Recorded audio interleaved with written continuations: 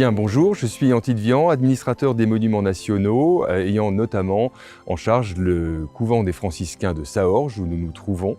Un monument qui a été fondé en 1633 par une communauté franciscaine qui est venue s'installer ici, sur ce territoire, le dernier frère franciscain étant parti en 1988. Alors depuis, le Centre des monuments nationaux assure la gestion de ce monument.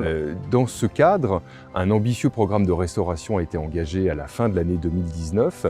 Et ce programme, dans un premier temps, consiste à reprendre toute la couverture de l'église et de la sacristie, mais également à retravailler l'intérieur de l'église, c'est-à-dire la nef, et puis à l'extérieur de l'église, mais toujours dans le monument naturellement, les lunettes peintes, les fresques de la galerie nord du cloître. Donc la restauration des lunettes du cloître de Saorge a concerné en fait 10 lunettes de l'ensemble, sur les 25. Donc notre projet, dans un premier temps, c'était effectivement de résorber les altérations, de reprendre les lacunes et de voir ce qui était possible en fait d'obtenir en termes de degré de retouche, ce qui a été validé d'ailleurs par la maîtrise d'œuvre, un degré de retouche très poussé qui va dans le sens de la fonction en fait première de ces peintures, qui est de raconter la vie de Saint François.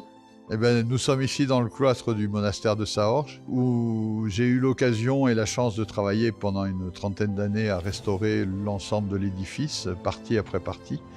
Et là, nous assistons à la restauration des lunettes du cloître, où le Crédit Agricole, la Fondation Crédit Agricole, participe.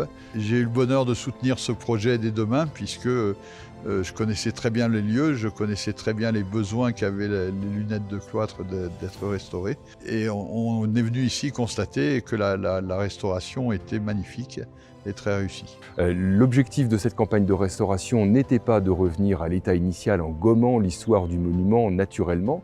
Le compromis qu'il a fallu trouver et que nous sommes parvenus à trouver ensemble a été de respecter chacun de ces états pour restituer la lisibilité de l'histoire du monument. Et c'est ce que le public redécouvrira le plus vite possible, je l'espère.